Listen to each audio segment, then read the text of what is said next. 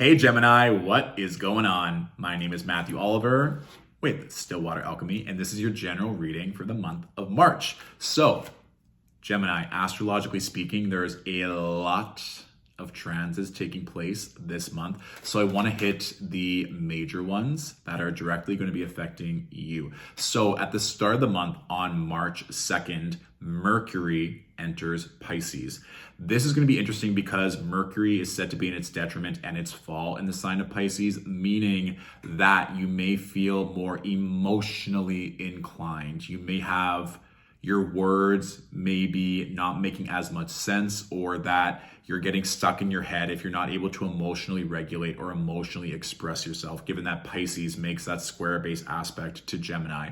And this may be amplified when Saturn leaves Aquarius and enters Gemini on March 7th, which is also the full moon in Virgo. So there's just so much mutable activation with Pisces, Gemini, Virgo all being in the mix.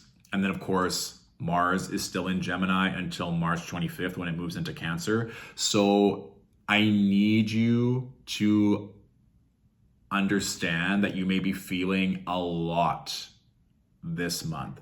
It would also be very beneficial, in my opinion, whether you take more time in your spiritual practice or maybe schedule Reiki or connecting with a therapist, life coach, whatever it is, to help you process all the emotions, to help you process all these changes. Because I feel like it's kind of like this, what I'm seeing is like a kettle, like steaming and making all these noises. And it's like, it wants to be able to just express itself. It wants to be able to like pour the tea, but it's like, where do I pour the tea? It's like, where are the teacups? Where is the tea bags? Like, I'm ready to blow and nothing's ready. And that might also just be like how you feel, like, you know, all these things are coming to the surface, all your dreams, all these opportunities, but it's like you need a funnel, you need someone to help you channel that energy. So please invest accordingly into your well-being, but also into allowing your emotions a space. It might even just be to vent, but having that designated time with a professional or someone that can hold adequate space for you is recommended, okay?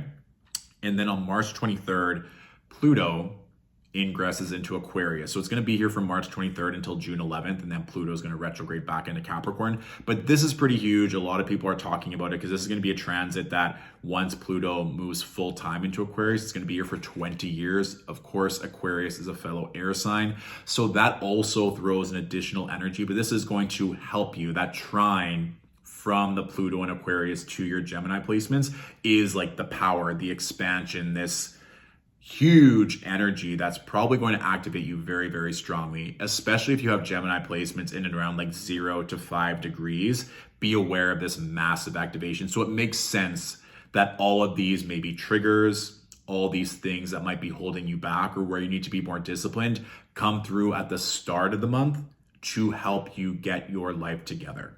So don't feel like you're being personally attacked or victimized from the universe. It's just your heads up being like, hey, Pluto, it's like the energy is like you're about to get this $1 million check, whether it's financially, whether it's love, whether it's just opportunity, it's coming. If you knew that, let's say, this benevolent figure, this massive amount of money, this massive opportunity is coming, are you ready right now, Gemini? Is everything lined up for you to receive it? If it is, if you've been doing all the work, then great. You're probably not going to have to go through as much emotional turbulence as otherwise stated, but if you're already in your head, if you feel like your emotions are controlling you, if you think that your mind is not as strong or as sharp as it could be, this is your heads up to get ahead of the curve, to support yourself, to get the resources in place. So when we get to March 23rd, when Pluto moves into Aquarius, and once Mars moves out of Gemini, you're set up for success, okay? It really is coming through like Reiki. It's like moving energy out of the body. It could also be massage, chiro, physio, acupuncture, like things that can help you move and release stress. Also, if we're talking about Mercury in Pisces, to help calm your mind, like maybe taking a bath, maybe needing water, needing to swim, like allowing water to help calm your mind. And that could also be a steam room or a sauna. Like I think these are going to be things, given that Mercury is your ruling planet, using the element of water to help you. All right? Yeah. I know that's a lot, but I would be remiss if I didn't give my Gemini angels a little heads up on what's coming, all right? And that's Saturn in Pisces, of course. That's going to be a major transit, which a lot of people, at least on my end, in terms of clients, DMs, one-on-one sessions, are maybe a little anxious, a little bit nervous from.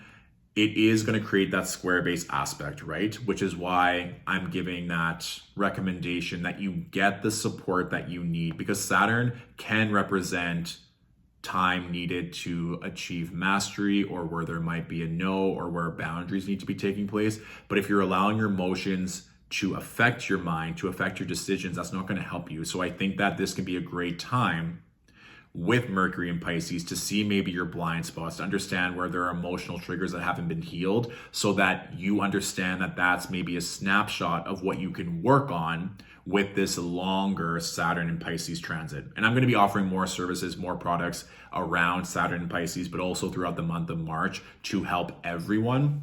But like I said, I just want to give, it's already 6 minutes in, I haven't pulled a card.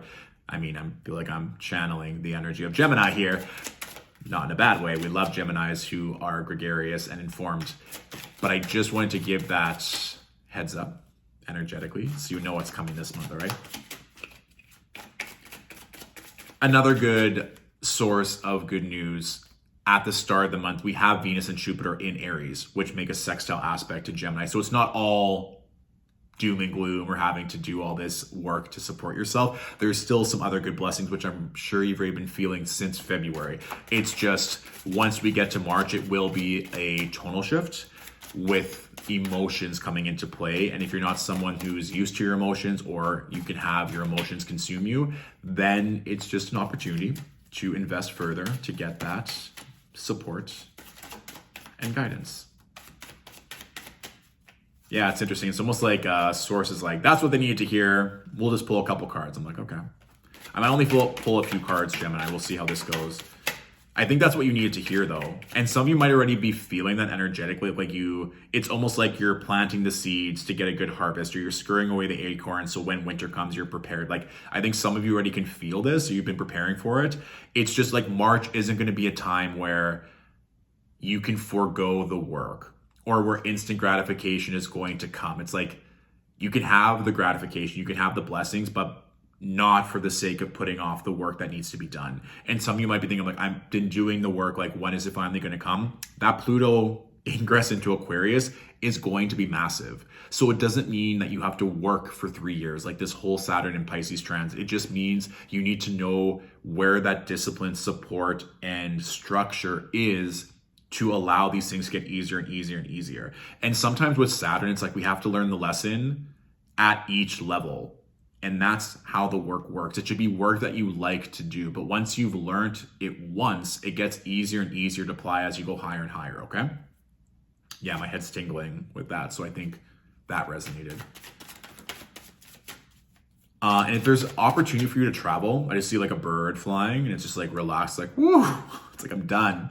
That could be a time just to get away and just relax. I would almost recommend it, that you don't feel like you're stuck or stagnant. And it's interesting with these 3 cards. I'll pull a couple more. I don't want to leave it with this, but we have the Tower, the Hangman, and the 4 of Cups reversed. And even with this, it's if you've been feeling stuck or that things aren't working, it's you're exactly where you're meant to be. But also this can snap you out of the delusion, because the Hangman can also represent Neptune, which is also in Pisces, making a square to your Gemini placements. And we're also going to experience the last of the Mars-Neptune squares. So if there's something that you are addicted to, something that's not working, something that you feel like maybe is serving you, it's this might be a wake-up call from the universe to be you need to move it.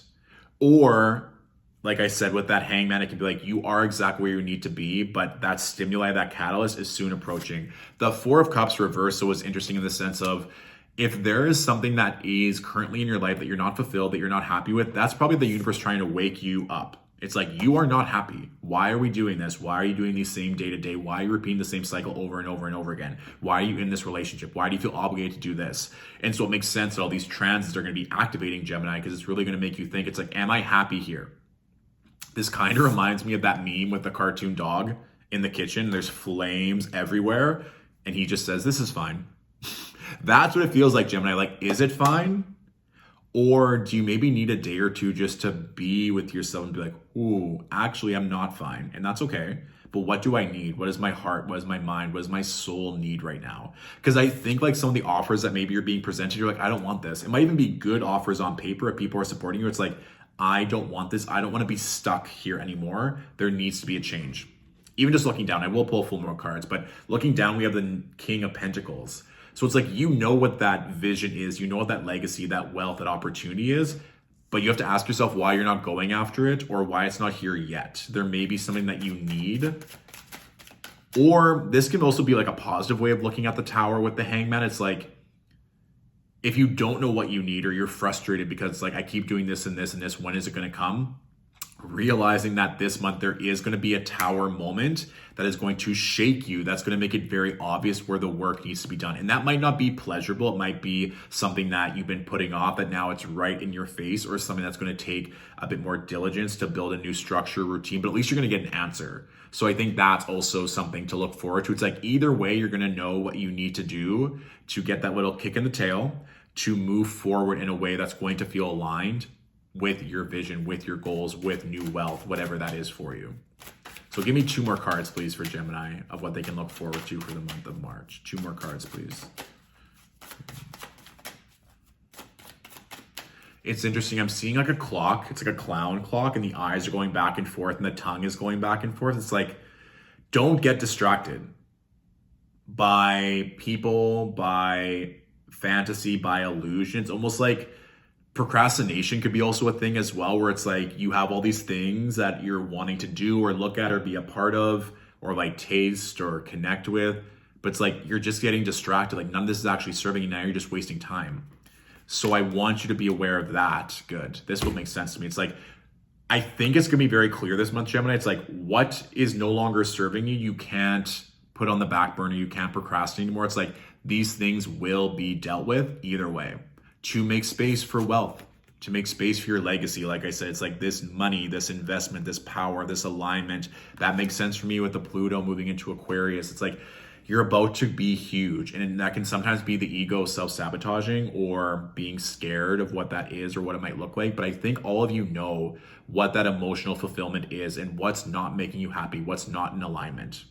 That doesn't always have to be love and relationship. It could just be like a habit. It could be your neighborhood. It could be something that other people are making you feel obligated to do. Maybe your partner doesn't want a pet and you're like, I've always wanted a dog. And why am I putting this off? I've always wanted it. If they don't want to be with me and this is something that I really want, we can work through it. Or maybe they're not the partner for me. Like that just came up as a random example, but it also could be like something that you're putting off that you've always wanted to do. And you're like, I'm finally going to let myself do this. So it doesn't mean that you're letting go of something necessarily. It's like, I'm adding this to my life and everyone else who's meant to stay is going to adjust this because I really want this.